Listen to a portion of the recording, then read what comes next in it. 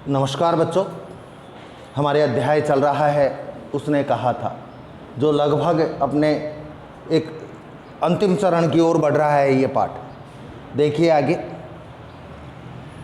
बिजली की तरह दोनों हाथों से उल्टी बंदूक को उठाकर, कल अपन ने पढ़ा था कि जब उसने खंदक के दूसरी तरफ से देखा, दूसरी तरफ से जब वो आया तो फर्जी लेफ्टिनेंट साहब क्या कर रहे थे? 3 बम गोले किसके आकार के? बेल के आकार के। कहाँ फिट कर रहे थे? खंदक की दीवार में, और उनको एक तार से जोड़कर उनके आगे सूत जोड़ दिया और उसके क्या लगा रहे थे? माचिस जलाकर उसके वो सींग लगा रहे थे। क्यों लगा रहे थे? ताकि वो तीनों बम फट सकें।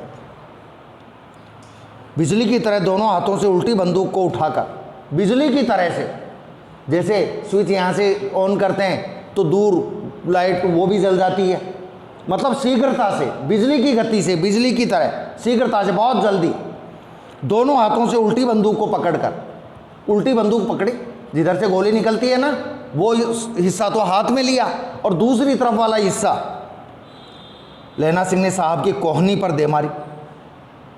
कहाँ पर मारी? कोहनी पर। क्यों? कि वो कोहनी अनबैलेंस हो जाए। यदि सिर पर मारते हो सकता है माचिस वो आग लग जाती तो सब कुछ खत्म, तो कोहनी पर मारी। धमाके के साथ साहब के हाथ से दियासलाई गिर पड़ी। धमाका हुआ, काहे का? बम का ना। जो बंदूक की जो बट है, बट बोलते हैं पिछले हिस्से को, बंदूक की बट जो फर्जी लेफ्टिनेंट की कोहनी पर लगी, उससे जो आवाज़ हुई, दियासलाई गिर पड़ी। लहना सिंह ने एक कुंदा साहब की गर्दन पर मारा, एक और मारी साहब की गर्दन पर बंदूक से, और साहब आह मीन गोट कहते हुए चित्त हो गए। क्या मतलब होता है मीन गोट? मीन गोट का मतलब क्या है? नहीं मालूम? पूछ क्या?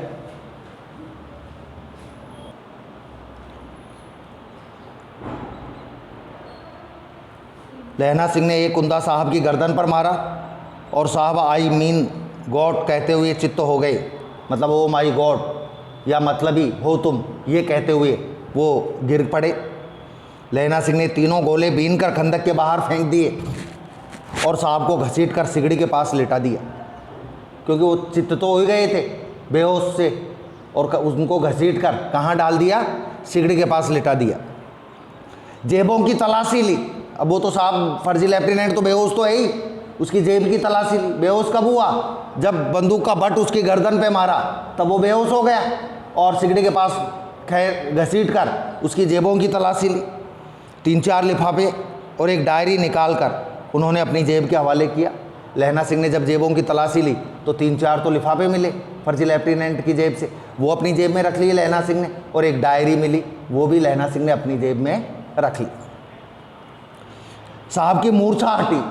थोड़ी देर तो वो बेहोश रहा फर्जी लेफ्टिनेंट, और जब उसकी मूर्छा हटी लहना सिंह हंसकर बोला, क्यों लेफ्टिनेंट साहब, मिजाज कैसा है? अब कैसी है तबीयत? वो भी समझ गया लेफ्टिनेंट भी कि ये मेरी गड़बड़ी को पकड़ चुके हैं। मिजाज कैसा है? आज मैंने बहुत बातें सीखी। अब वो बात बता रहा है जब उसने प्रश्न किए थे, लेफ्टिनेंट से बातें की थी, वो बातें बता रहा है। आज सीखा कि सिगरेट पीते हैं। आज मैंने ये सीख लिया, ये पता चला कि जो सिख होते हैं, सरदार होते हैं, वो धूम्रपान करते हैं, सिगरेट पीते हैं। आज सीखा है ये। आज से पहले कोई सरदार सिगरेट नहीं पीता, तंबाकू का सेवन नहीं करता, तंबाकू नहीं पीता, लेकिन आज पता चल गया है आपसे कि सिख होते हैं जो सिगरेट पीते हैं। क्या वाकई पीते हैं? नहीं पीते।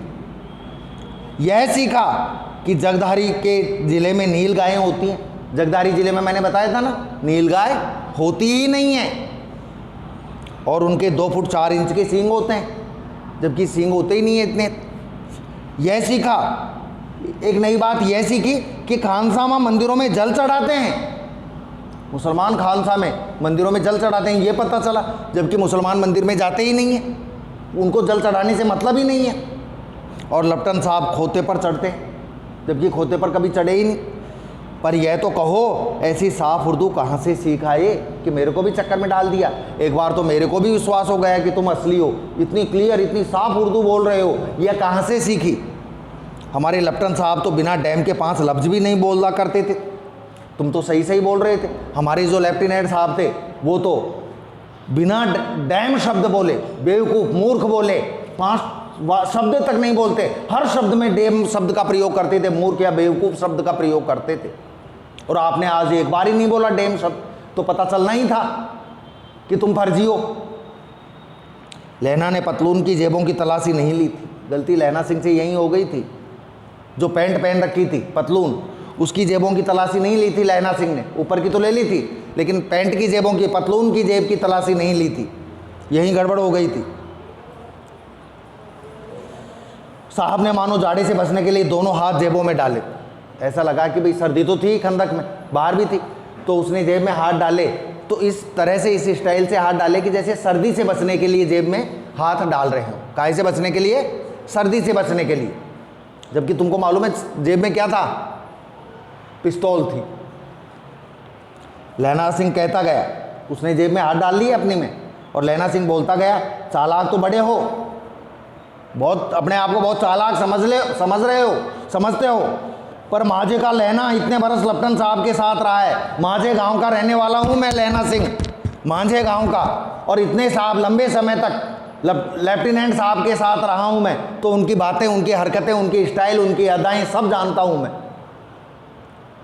उसे चकमा देने के लिए 4 आंखें चाहिए मुझको, मांझे के लहना सिंह को चकमा देने के लिए, धोखा देने के लिए 2 आंखों से काम नहीं चल सकता। कितनी आंखें चाहिए? 4 आंखें। मतलब मेरे को धोखा देने वाला बहुत चतुर, बहुत सजग होना चाहिए। 3 महीने हुए।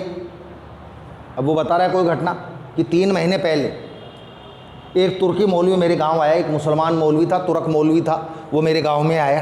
कितने महीने पहले? 3 महीने पहले। औरतों के बच्चे होने के ताबीज़ बांटता था, ताबीज़ बांटता था। काहे के? जिन औरतों के बच्चे नहीं होते थे उनको ताबीज़ बांटता था कि भाई बच्चा हो जाएगा, और बच्चों को दवाई देता था बड़े होने की। चौधरी के बड़ के नीचे मंजा बिछा कर हुक्का पीता रहता था।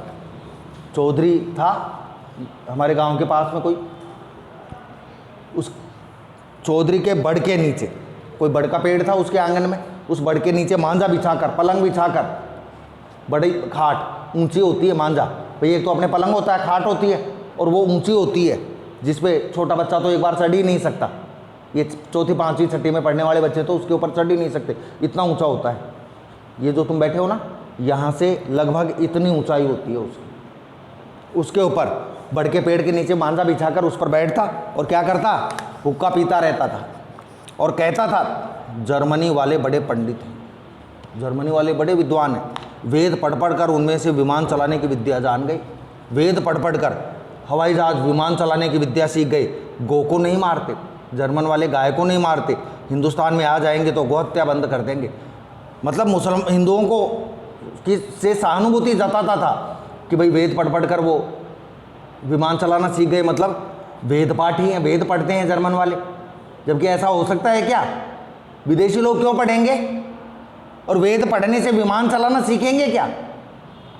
और गाय को नहीं मारते। यदि हिंदुस्तान में वो आ गए, यदि हिंदुस्तान में पर उनका शासन हो गया तो आते ही क्या करेंगे? सबसे पहले गो हत्या बंद कर देंगे, गाय की हत्या बंद कर देंगे। मंडी के बनियों को बहकाता था, और जो मंडी में अनाज मंडी या सब्जी मंडी में जो भी बनिए थे अनाज मंडी में, उन मंडी में उस मंडी में बनियों को बहकाता। बनिए जानते हो ना, व्यापारी, उनको बहकाता कि डाक खाने से रुपया निकाल लो, डाक खाना पोस्ट ऑफिस में जो तुम्हारा जमा रुपया है वो रुपया निकाल लो सारा। सरकार का राज्य जाने वाला है, अब अंग्रेज़ों का राज तो जाने वाला है, तो सारा रुपया निकाल लो, नहीं रुपया तुम्हारा डूब जाएगा। डाक बाबू पौलू राम भी डर गया, जो डाक बाबू था, पोस्ट ऑफिस में जो अधिकारी था, पोस्ट मास्टर, वो भी एक बार तो डर गया कि यार कहीं ऐसा नहीं हो, लोग तो मेरे को कहेंगे कि भाई तुमको जमा कराए थे रुपये, डूब कैसे गए हमारी। क्या नाम था डाक बाबू का? पौलू राम। मैंने मुल्ला जी की दाढ़ी मूंड दी थी, वो जो थे ना मुल्ला जी, मौलवी जो ये बातें कहता था, उनकी दाढ़ी मूड़ दी मैंने, मूड़ना जानते हो ना, दाढ़ी काट दी उनकी, और गांव से बाहर निकाल कर कहा था, और उनको गांव से बाहर निकालते समय कह दिया कि जो मेरे गांव में अब पैर रखा तो पैर काट दूंगा। साहब की जेब में से पिस्तौल चला, पड़ा था ना पिछली लाइनों में, साहब ने जेब में हाथ डाल लिए थे, किस स्टाइल से कि जैसे उनको सर्दी लग रही हो, और वो उन्होंने वो हाथ घुमा घुमा कर ट्रैगर पर ले आई और जेब में से पिस्तौल चला दी, और लहना की जांग में गोली लगी।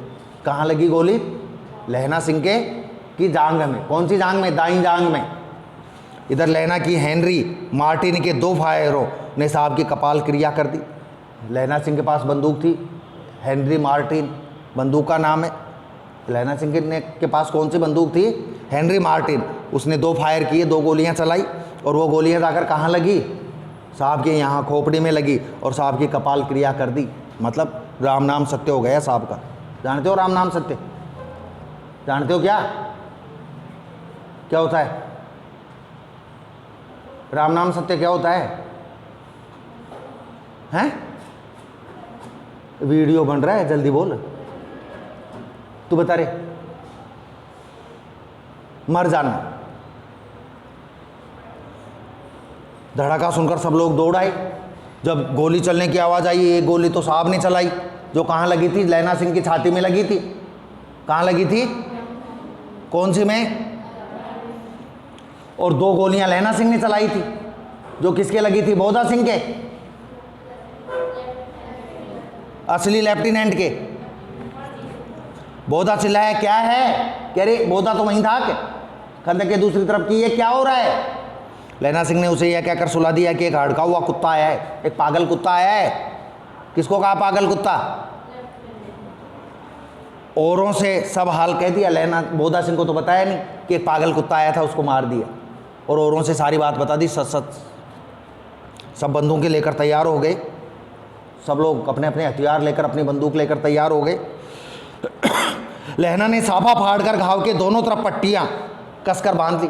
लहना सिंह सरदार तो था ही, अपना साफा फाड़ा थोड़ा, और घाव के दोनों तरफ जैसे जान की लगी ना, ऐसे घाव के दोनों तरफ पट्टी बांध ली।